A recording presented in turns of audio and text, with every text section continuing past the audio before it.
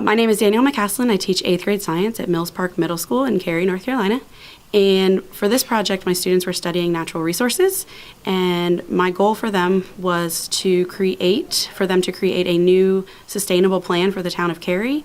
In order to do this, they had to research other countries around the world and cities in the United States that were highly sustainable, and then create a new plan for the town of Cary or add on to efforts that were already being made. They had to create a letter to the town of Cary, an infographic to prove why this was necessary, and then a redesigned plan to show how it was feasible. We got ideas from different countries that are actually more sustainable than us, and we got ideas from them on how we can make our own town of Cary more sustainable. And I worked on finding different ways and how we can make Cary more renewable.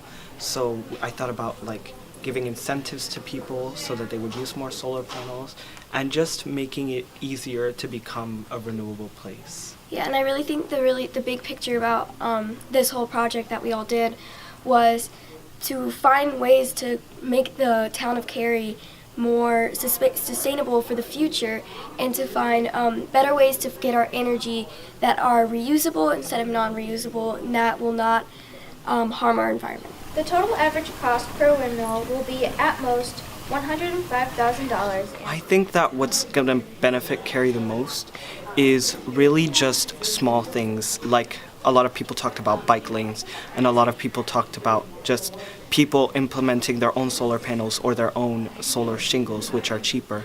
And I just think those little things are going to lead to bigger steps and bigger steps, like a chain reaction. So I was really shocked to realize what our energy sources that we primarily use are doing to the environment and how they're actually impacting our town. I really think that just renewable energies need to become a bigger deal, because right now there are sources of renewable energy that are about the same price as non-renewable energies, and people just aren't willing to make the change, and I feel like we can do it. Yes. So for this project, I reached out to the Town Council of Cary and heard back from a couple of the Town Council members, who in turn put me in contact with the sustainability manager for the town of Cary, and they were able to put together a group of 6 people from the town of Cary who were able to come in and be an audience, as well as 1 member from the State Department of Public Instruction was able to visit, and 2 people from the Go Global NC program that is here in our state were able to also come and listen to the students discuss how we can become more sustainable, just like other countries around the world. There is a concept of community solar where people buy into public solar, so what you guys are talking about is community win. Yeah. That's right.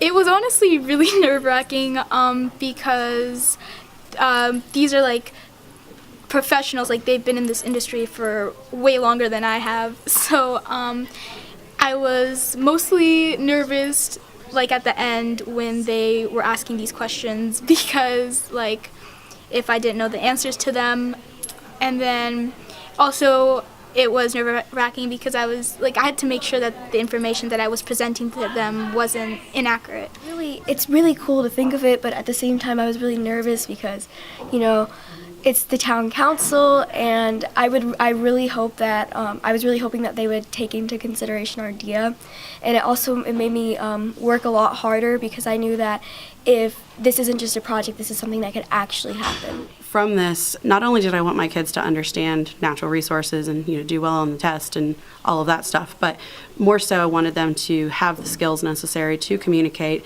to be creative, to think outside of the box, and to know that they're the ones that will be making the changes for us in the future. And so if they start thinking about that now, hopefully that'll carry forward as they grow.